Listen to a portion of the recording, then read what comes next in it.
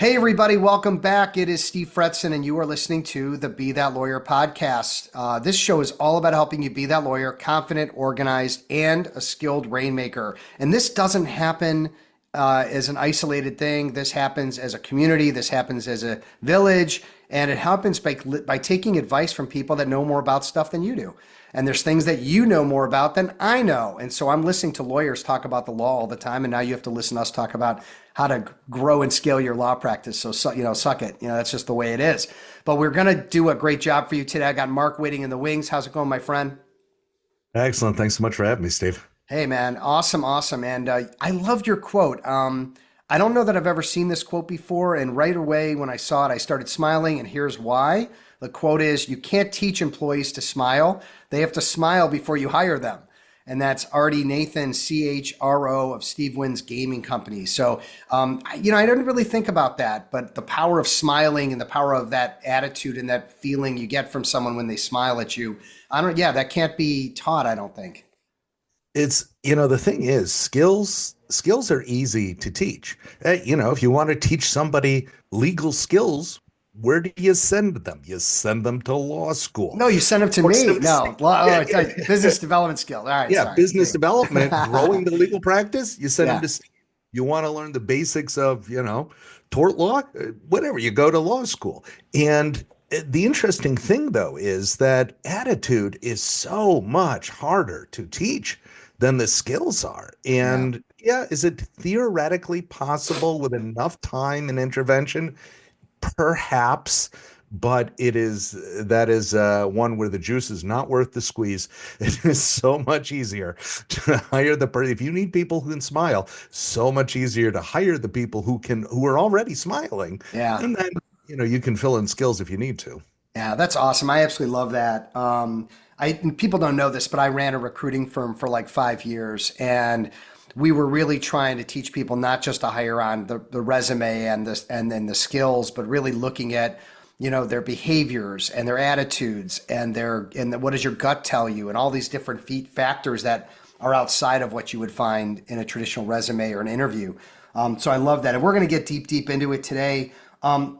Mark Murphy, you are the founder of Leadership IQ. And how do you get into writing books and running a business on leadership and helping people recruit and hire the right way?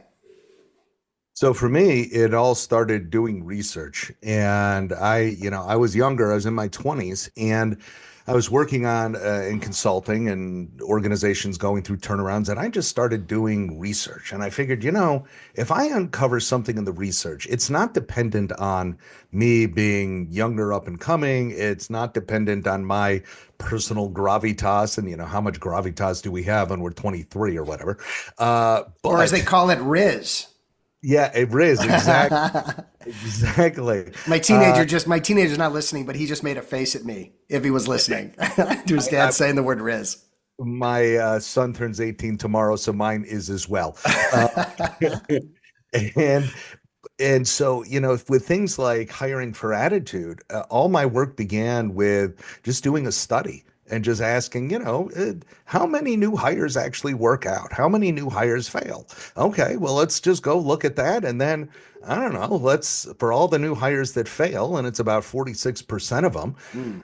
why do they fail? And then, we went and discovered that and got to it's 89% of the time it's attitudinal stuff. But once we had the data, it became hard to contest because that's when people started to say, oh yeah, no, actually this does sync up with what I'm seeing in real life. But for me, all of my projects have always begun with some kind of a study because I hate the idea of being wrong. And I figure if I have enough data, it may change by a percent or two, but we're going to be a lot closer to the truth than if I were just pulling stuff out of thin air and taking a wild guess. Hmm.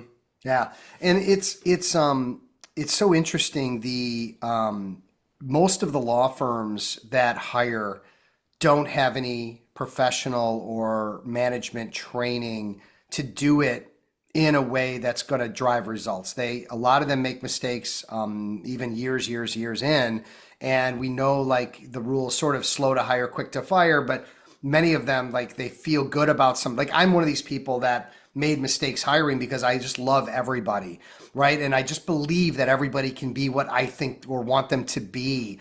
And that's just absolutely not the case, is what I found out, unfortunately, the hard way. You know, it's funny. One of the qualities that makes somebody a great leader, what you just talked about, having that belief that this person can succeed and I can help them succeed. And by gosh, no way are you going to fail on Mhm. my watch. That is an amazing leadership characteristic. It is also, ironically, one of the absolute worst characteristics to I knew have you were going to go there, damn it. Oh, when man. when you're hiring. It's I always tell leaders this. Ironically, the better the leader you are, often the worse hirer you are, Mm, because you have to dial down your natural optimism and desire to see everybody be great. You have to take that, tuck it away, and be willing to watch them fail yeah. in an interview. And just, it's like watching a car wreck that you know you could prevent, but you can't prevent it. Yeah. You have to stop yourself for these 30 minutes. Uh, Let it happen. I also think that might be the difference between what makes a great or what makes a leader different than a manager. I mean, I think they're different skill sets. I think I'm a great leader. I also believe that I'm a pretty terrible manager. Also a great coach, but I don't think they're all three of those are like different skill sets and mindsets. You know, it's funny when we look at the composition of a team, for example, the best performing teams are really made up of five distinct roles. There's somebody on that team who's a director. This is somebody who is able to make tough decisions and, oh, even if nobody likes them, that's okay. I make the tough decisions. There's a trailblazer, somebody who's coming up with those big out of the box ideas. There's a harmonizer, somebody who is concerned with growth and making sure that the team is feeling good. And there's a psychological safety. Then there's an achiever, somebody who's like, listen, I don't need to be in charge. Just let me roll up my sleeves and get my work done. Hmm. And then there's the stabilizer. And this is like the dot the I's, cross the T's. I'll get the trains to run on time. But when we think about the a leader versus a manager, for example, leaders will often be in more of that director role, sometimes the harmonizer role, whereas a manager is often going to be more in that stabilizer role. But the interesting thing is, if you're talking about like a team, for example, you actually do need all of those, because if you have a leader and there's nobody making the trains run on time, we're Hmm. not going to get anything done. At the same time, if the trains are running on time, but nobody can make a decision or craft a vision for where we're going, well, and it feels terrible, well, great. Then it's getting, yeah, you got the trains to run on time, but it's more of a death march than it is anything else. And so Yeah. it really is it's that balance, but that's part of hiring too, is to recognize what are you, what do you need, what do you have, and then what is the person that you're interviewing supposed to come in and fill for you? Yeah. So then what are the biggest mistakes that you see hiring managers make? That could be in the recruiting process, the interview process, or the onboarding process, or by the way, lack of onboarding process. So we see pretty major mistakes, and Everything. it really is. There are, so let's take a couple of specific things. So in the interviewing process, I'll give you one insanely tactical, simple mistake that's easy to correct. Okay. Imagine that we're interviewing somebody and we want to know how resilient this person is. So we might ask them a question like, could you tell me about a time you made a mistake at work?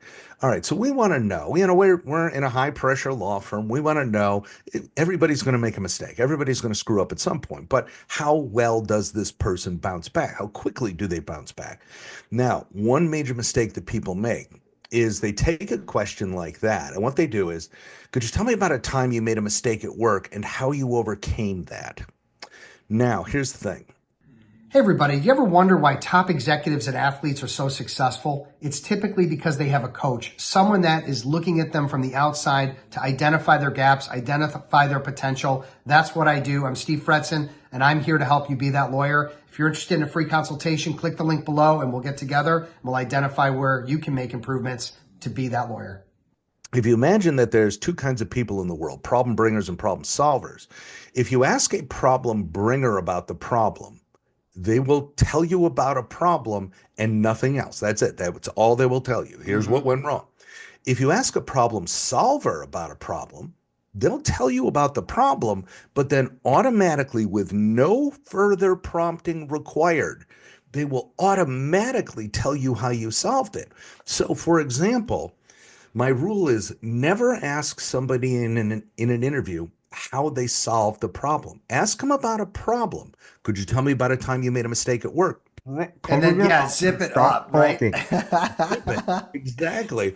And because that candidate will reveal to you instantly the kind of personality they have. Oh, yeah, I made mistakes, but it's because my boss stunk and the senior partner didn't tell me a darn thing. What was I supposed to do? Yeah, yeah. Whereas somebody who's a problem solver is going to say, yeah, I made a mistake. Let me tell you about one specific time. And then here's what I did to overcome it. And I tell you, I've never made that mistake again. Yeah. It's amazing the differences so there are simple things like that that are insanely powerful that just instantly clue you in. Another thing still in the interview is that if you listen to how candidates speak, interviewers often get fooled by really nice sounding but somewhat hypothetical answers.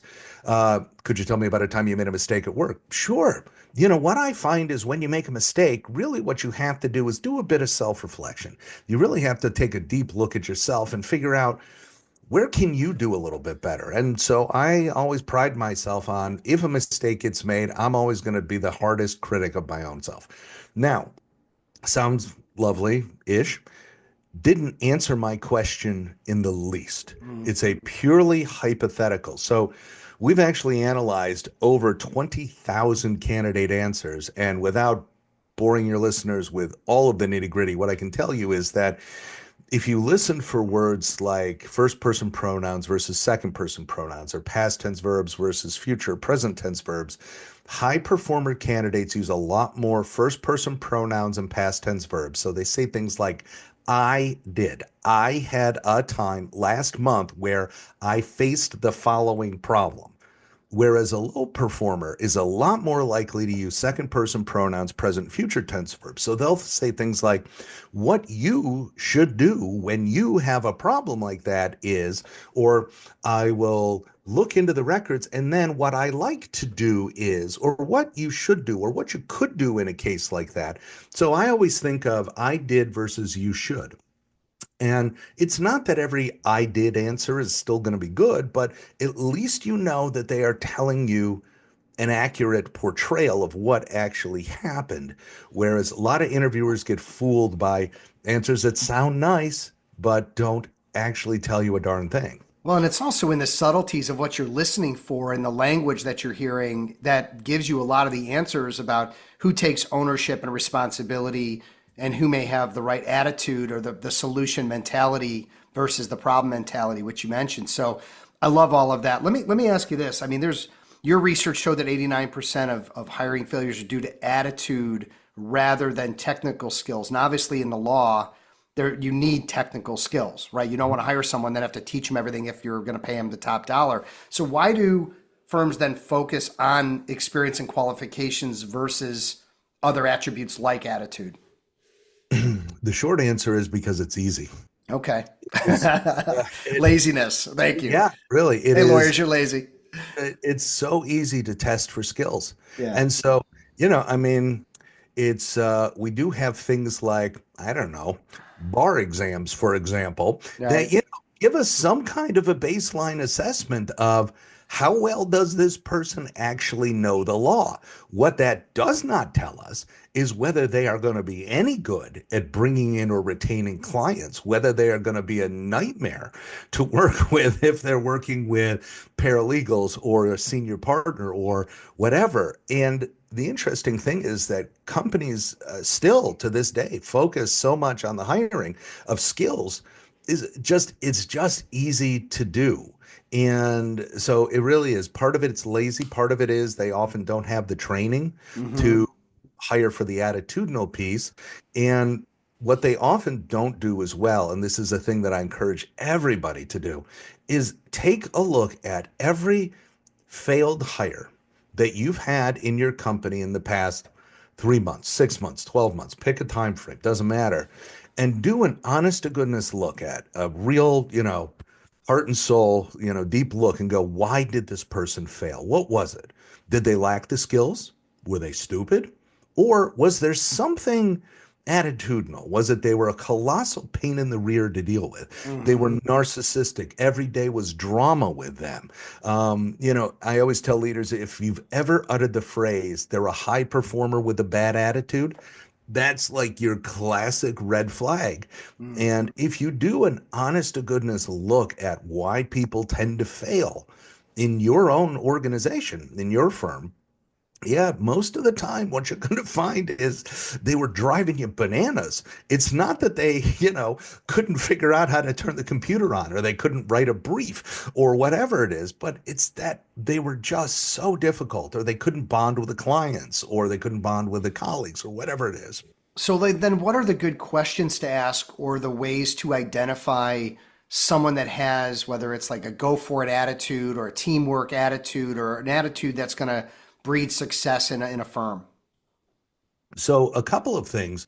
Number one is that the attitudes that you want in your firm are going to vary. They're going to be different from every organization. And so let's imagine, for example, that a big priority at your firm is you want your attorneys to really build deep emotional connections with the clients. Like one of your selling points is you connect with your clients, like Hmm. they trust you. Okay, so maybe one of the things you're trying to assess in that case is how well do you build an emotional bond with your clients? So I might ask something like, could you tell me about a time one of your clients felt overwhelmed by their legal challenges? And what I'm looking for here is how well did you handle that? If you said something like, well, most of my clients tend to feel overwhelmed. This is part of the job. I just, tell them, listen, sit back, relax, let me do my job. You just sit there and like, okay, well, that's telling me very clearly you are not a fit Yeah. for my firm that is predicated on building deep emotional bonds with our clients. Yeah. Um, or if, for example, I need somebody who is more of a go-getter and somebody that is they're going to be good in more of a hunter mode. I might ask them something like, listen, could you tell me about a time you struggled to meet your billing requirements? And now, if they start telling me, well, yeah, it just seemed like all the business at the firm was slow. And so it didn't phase me too much. I just chalked it up to being kind of a seasonal thing. Well, that's a lot different than the person who says, yeah, you know what? I had a month where I was struggling a bit. So what I did is I have a couple areas of expertise. So I went to all the senior partners in the firm and said, hey, what can I do to start helping you on some of your cases? Where can I lend some of my help, some expertise? I have some time in my schedule. And, one of those is much more of a go-getter answer than Hmm. the other one. And so again, depending on the attitudes I'm really looking for, if I want that somebody who can emotionally connect, if I want somebody who's more of a go-getter, if I want somebody who's can bounce back, I might ask about, could you tell me about a time you made a mistake? Or could you tell me about a time a client didn't take your advice? Or could you tell me about a time your idea or opinion was rejected? You know, Okay. uh, but those would be, if I were just making a stock list of starting places, those would be some of the places I would start. If you're a rainmaker and you're feeling like you're on an island, you don't have anyone to share your ideas with, solve problems with, you're going to want to check out my Rainmaker Roundtables. Click the link below and learn more. Those are some fantastic questions and suggestions that you're making to help people interview more effectively.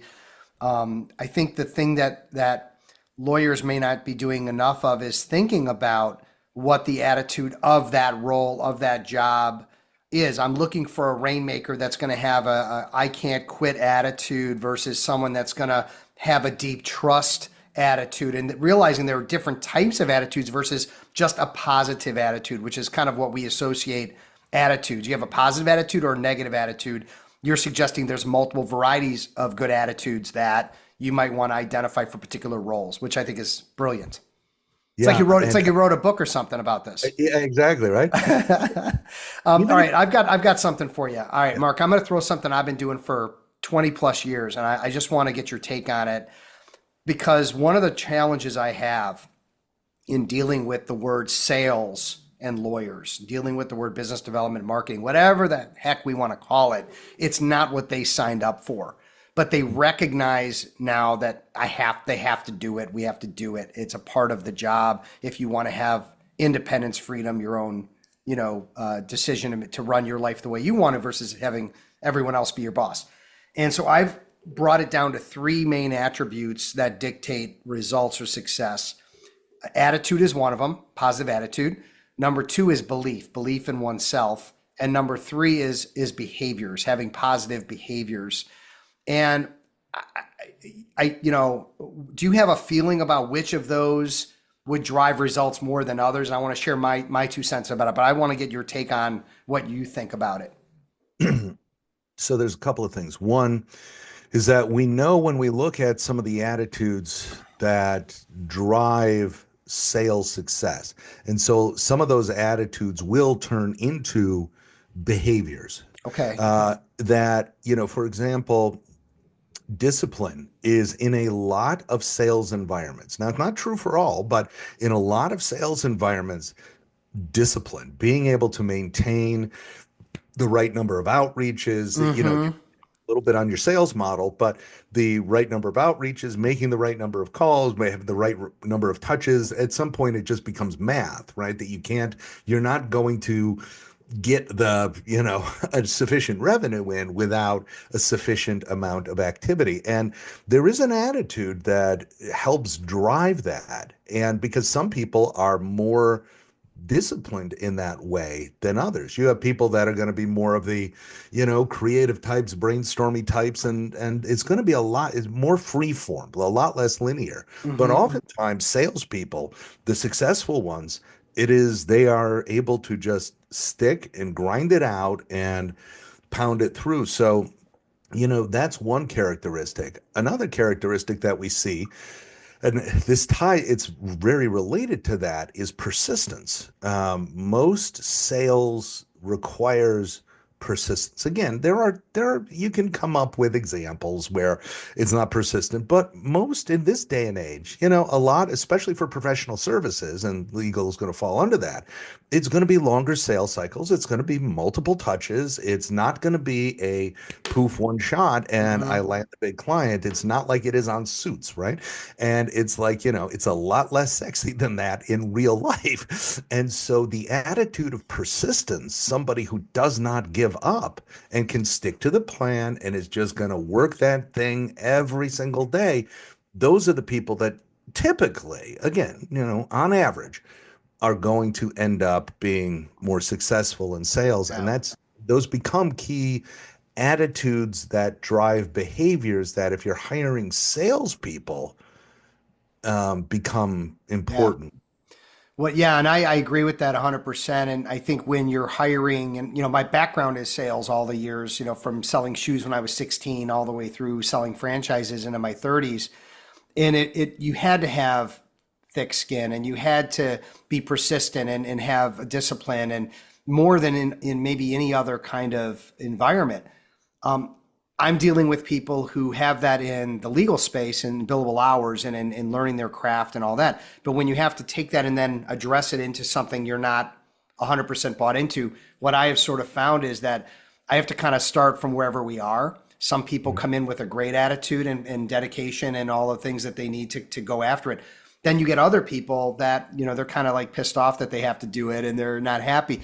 What I try to do then is I try to have them start working on some of the behaviors, whether it's making 5 calls a week, emailing, posting on LinkedIn, just get comfortable with some of the behaviors. They start to see that over time they get results, proof, evidence that this thing that we're doing together is working. And what I have found that starts off a positive cycle of their attitude starts to get better. The negative feeling about it and the feeling about the word sale starts to improve. And then their belief in themselves goes up. And then everything kind of spirals in a positive direction. And so, but again, am I always happier with a client that comes in with a great attitude day one? Of course. Like we're not starting from a negative, we're starting from, ground zero. But I feel like there are ways to improve attitudes. Now, this is all a lead in to, can someone hire someone with technical skills that maybe doesn't have quite the best trusting attitude or the most persistent attitude or whatever, and work with them on that? Or is that a very tough thing to accomplish? It depends on how much that particular attitude resembles the attitudes of the people that have failed in your firm. Okay. So, for example, I call it the 3-3-3 exercise. Take the Mm. three best people and the three worst people in your firm over the past 3 months and look at what are the commonalities of the three best people, what are the commonalities of the three worst people. So, for example, you may find that your one of the major attitudes of your three worst people is a kind of negativity and defeatism. Like, well, that's not going to work. That's never going to work out. But maybe what you find is that, yeah, you hire somebody that doesn't have much in the way of discipline. They're sort of an unmade bed and scattered all over the place. And so that's not great, but they don't have that negativity defeatist attitude. And so you look and go, well, yeah, I mean, is that the ideal? No, but it's not a deal breaker. And as long Yeah. as they have one of those deal breaker attitudes that I know and maybe it only is a deal breaker because I personally can't live with it. Like it's my firm. And Hmm. if I have to listen to that defeatist attitude, I'm going to fire you inside of 4 months because it will make my head crack Yeah. open. Yeah. But I can work with attitudes that might not be the perfect ideal attitude as long as it's not one of my deal breaker attitudes. I The can core of what you're trying, like what's your why, what is your firm's culture, and what are you all about? You want to bring in people that are have a similar mindset and not going to oppose. And by the way, like a messy bed, a disorganized office, I used to be, one of the most disorganized people that I knew. And you come to my office, I have no paper, and people are tired of hearing me brag about it, by the way. But like, I'm like the most organized person I know, and that's not how I'm built. So there are ways, getting things done with David Allen and other things like tools. You can help people to improve, some things. And my teenager has the messy room. I used to have the messy room too. Guess what? Now I'm neat as a pin. So you just sometimes it's time, and it's maybe getting some mentorship, coaching. Hey man, this is so great. Before we wrap up, I just want to mention your book, Hiring for Attitude. Can you just tell a little bit about what that is? Because I think everything you've shared here today are these are critical skills and critical components of what successful law firms need to do to hire. So just take a moment on your book.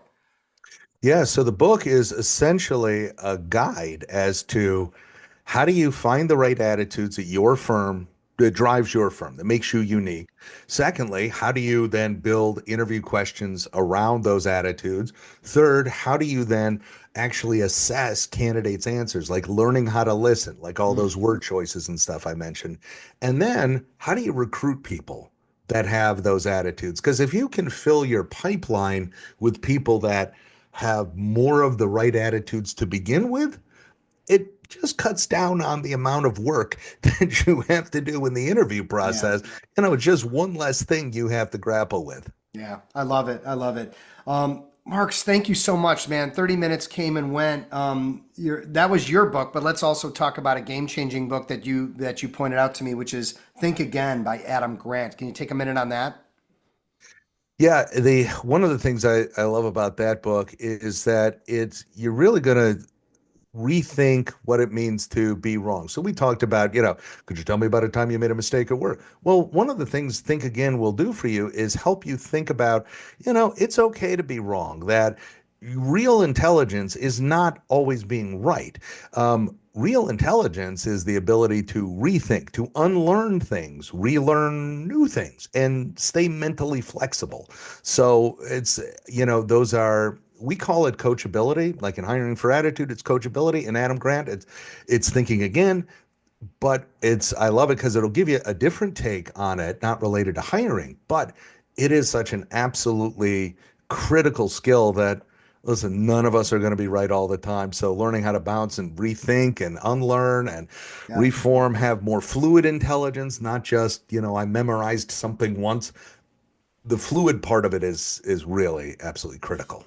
Awesome. Well, everybody, check out two books. Check out Hiring for Attitude by Mark Murphy, who's with us right now, and then also check out Think Again by Adam Grant. I want to take a moment to thank our sponsors. We've got PIMCon coming up in October, and you're going to want to check that out if you're a PI attorney. It's the best experience you'll have at a conference all year. We've got Law Her podcast with Sonia Palmer doing a great job lifting all women up and helping them to be their best selves.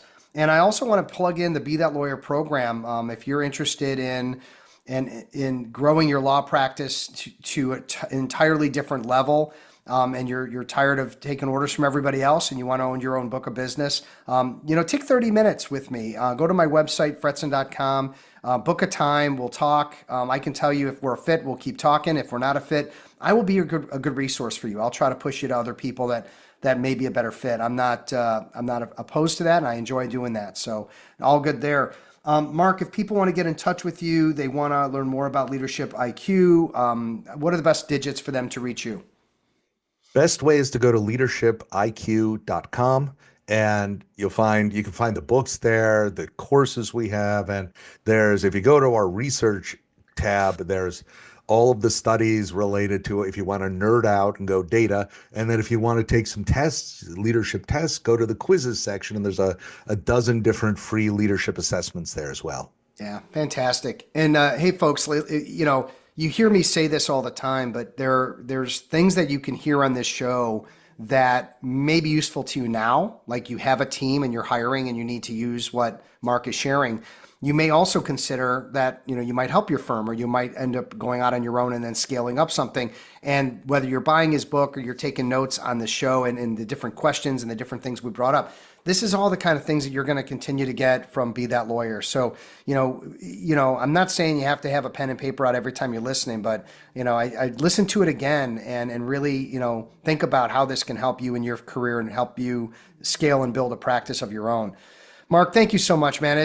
I'm just so impressed by you, and in 500 episodes, one of the best interviews we've had on not only leadership and attitude, but in hiring and just giving a lot of very tactical, actionable takeaways for my audience. I appreciate you, man. Hey, Steve, thank you so much for having me. Pleasure's all mine. Yeah, well, I would argue with that and say the pleasure's all mine, but let's not fight, right? Let's just say it was pleasurable. Thank you, everybody, for hanging out with Mark and I for half an hour. Great way to hang out in your car and walk your dog and listen while you're working, whatever you got to do. Again, just really appreciate you. If you're a longtime listener or new listener, please tell other lawyers about us. Don't be afraid to give us a nice review on Apple or Spotify, wherever you're listening to your podcast. And check us out on YouTube and on Above the Law. We've got many of our podcast videos and clips coming up on Above the Law. If you're a fan of that website, hopefully you are. Thank you, everybody. Take care, be safe, be well. We will talk again soon. Are you ever curious what's really holding you back in business development? Sometimes it's hard to see the label from the inside of the bottle. I'm Steve Fretzin, and I can help you grow your book of business. Get a 30-minute free consultation with me. We'll identify gaps, identify your potential, and let's take it to the next level so you can be that lawyer. Click the link below for a free consultation.